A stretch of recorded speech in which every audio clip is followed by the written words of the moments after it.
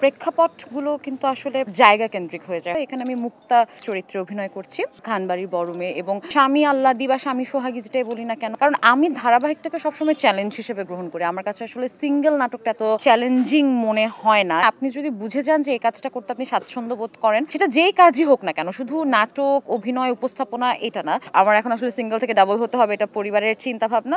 সবুজ গ্রাম পাথরের শহর এই গল্পটা যখন আসলে আমার কাছে আসে, খুব যে অনেক বেশি আলাদা একটা গল্প, সেই কথাটা যদি আসলে আমরা বলতে যাই তাহলে একটু মনে হয় ভুল বলা হয়, কারণ আমাদের গল্পগুলোর প্রেক্ষাপটগুলো কিন্তু আসলে জায়গা কেন্দ্রিক হয়ে যায়। হয়তো সবসময় আমরা শহরের গল্প করি, তা না হলে আমরা সবসময় গ্রামের গল্প করি, কিন্তু আমরা না একটা ভাগ করে ফেলি যে শহরের গল্প মানেই হচ্ছে একটু ভাবগাম্ভীর্যের একটা গল্প অথবা মজার একটা গল্প, গ্রামের গল্প হয়তো একটু ভাড়ামো আমরা দিয়ে দিতে চাই বা কাতুকুতু দিয়ে দর্শক হাসানোর যে বিষয়টা থাকে সেই ব্যাপারটা আসলে দিয়ে দিতে পছন্দ করি বা ভাগ করে ফেলতে পছন্দ করি। কিন্তু এই গল্পটা একটু আলাদা, মজার এবং গ্রামের গল্প।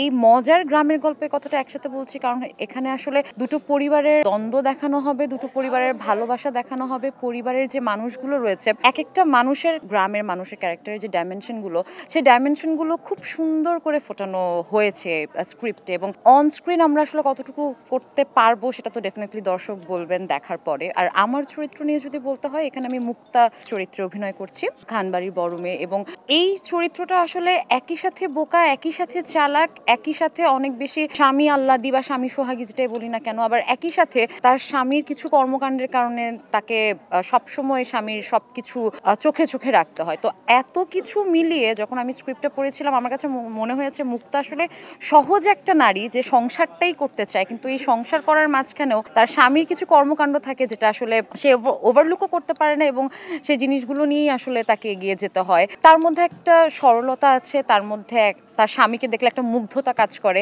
তখন স্বামীর সব ভুলগুলো আসলে সে মাফ করে দেয়, এরকম একটা ক্যারেক্টার, এরকম একটা ব্যাপার, খুবই সহজ সরল একটা ক্যারেক্টার। এবং অনেকেই প্রশ্ন করতে পারেন যে আমি অনেকগুলো ধারাবাহিক করছি, তো নতুন করে আরেকটা ধারাবাহিকে আসলে যুক্ত হওয়ার কারণ কি? কারণ আমি ধারাবাহিকটাকে সবসময় চ্যালেঞ্জ হিসেবে গ্রহণ করি। আমার কাছে আসলে সিঙ্গেল নাটকটা এত চ্যালেঞ্জিং মনে হয় না। এটার ছোট্ট একটা ব্যাখ্যা দিই, কারণ ধারাবাহিকের আসলে গল্পগুলোর অনেক শাখা প্রশাখা থাকে, একটা লম্বা সময় ধরে আপনার একটা ক্যারেক্টারের ভেতরে থাকতে হয়, সেই ক্যারেক্টারটাকে পালন করতে হয়, লালন করতে হয় নিজের মধ্যে, সেই ক্যারেক্টারের ডাইমেনশনটাও আবার দর্শকের কাছে ফোটাতে হয় নতুনভাবে, নতুন আঙ্গিকে। সেই জিনিসটা করার জন্য আমরা সময়টা খুব বেশি কম পাই, কিন্তু আমার মনে হয় প্রত্যেকটা অভিনেত্রী বা অভিনয় শিল্পী যারা রয়েছে, আমরা এই কাজটা করতে খুব পছন্দ করি, একটা ক্যারেক্টারকে লালন করে সেই ক্যারেক্টারটাকে আসলে পোর্ট্রেট করার জন্য যেই সময়টা আমরা আসলে ধারাবাহিকে পাই, কারণ একটা ক্যারেক্টার লম্বা সময় ধরে দর্শক দেখছে। বেশ কয়েকটা ধারাবাহিক এখন চলছে, মাশরাফি জুনিয়র, জোনাকির আলো, প্যারালাল, চিটার অ্যান্ড জেন্টলম্যান, বোকা পরিবার, এতগুলো কাজ যাচ্ছে সামনে। আসলে ঈদও চলে আসছে, সো ঈদের সিঙ্গেল নাটকের কিছু প্রিপারেশন চলছে।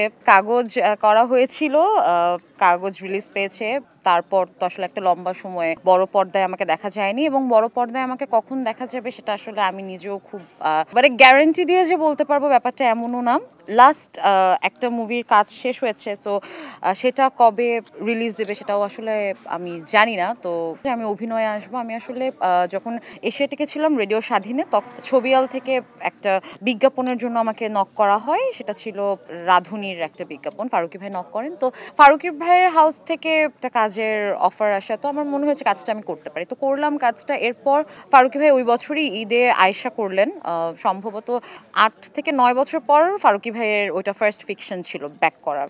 তো তখন ওখানে একটা চরিত্রের জন্য ফারুকী ভাই আমাকে বললেন যে কাজটা আমি চাই তুমি করো, তুমি কি করবে কিনা। যখন হাউস থেকে আমার সাথে যোগাযোগ করা হলো, আমি ভাবলাম যে কেন না, আমার বিপরীতে তিশা ভাবি ছিলেন, চঞ্চল ভাই ছিলেন, তো দুর্দান্ত একটা অফার ওই সময় আমার জন্য আসলে এটা। অ্যান্ড আমি ভাবলাম যে আচ্ছা ঠিক আছে, শখের বসে একটু কাজটা করি। সো ওই শখের বসেই কাজটা করা, তারপর আস্তে আস্তে বলা যেতে পারে যে এখানে স্থায়ী হতে চাওয়ার একটা পরিকল্পনা।